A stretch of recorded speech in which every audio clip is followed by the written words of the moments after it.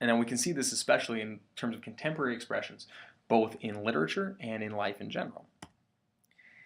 In folklore, you had Brer Rabbit, who flashed by there just a second ago. And Brer Rabbit is more or less the modern form of Anansi the Spider. Anansi the Spider is the Ashanti people's trickster god. But according to other beliefs throughout West Africa, Anansi was a rabbit. Rabbits then become tricksters. Brer Rabbit is perhaps the most famous of this within American folklore, and especially African American folklore, passed down through the Uncle Remus stories that were told to various writers and publishers in the South during the 19th century.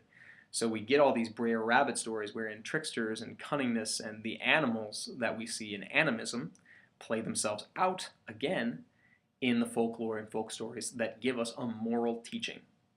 So in that way, animism lives on to some small extent within our folklore. The same thing happens within magical areas and mysticism. Again, sorry that went so fast. We quickly went past a voodoo priest, which is now increasingly seen as the misunderstood form of animism that certain people have ascribed to it.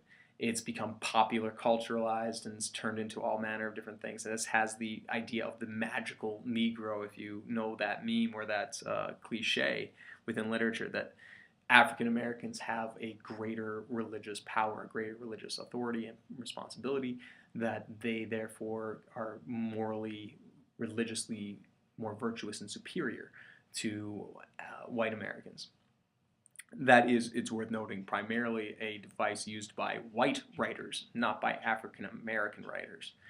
But if we look at a broader definition of African American literature to be literature that features prominent African American characters, it's worth seeing that small subset as a very different expression of faith and of religion than we might see in what African Americans themselves write.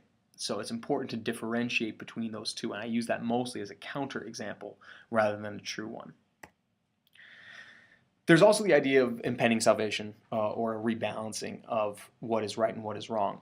This is where Christianity really had its strength for a great many slaves, is the idea that there is a better day coming, there is greater salvation lying ahead, and if you are patient, if you are faithful, if you are virtuous, and you are just, you will eventually receive the salvation that you deserve. This is where Negro spirituals, this is where intense religious expression, especially throughout the South, really comes out. And we see that today as well in some proselytizers, some mega churches, and some powerful sermonizing that comes up in a lot of other forms of popular culture. You could even see that, I would argue, in while I haven't seen the film, I know that the plot of Confessions of a Marriage Counselor, the Tyler Perry film, suggests that cheating on one's spouse leads to one's ultimate, downfall, whereas being pure, being just, will lead to your salvation from the wickedness of people into a purer state, a better marriage, a better relationship.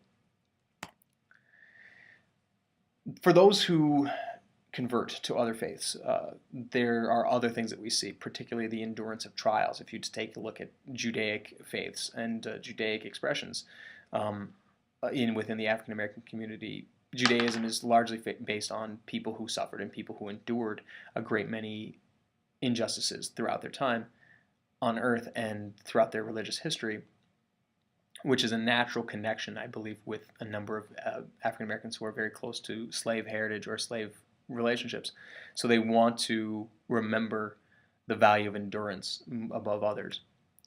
And it's also worth thinking about the ways in which religion affirms power. Our own congressman within Minneapolis is Keith Ellison, who converted in college at Wayne State University in Detroit from Roman Catholicism to the Nation of Islam, and then to simply Islam.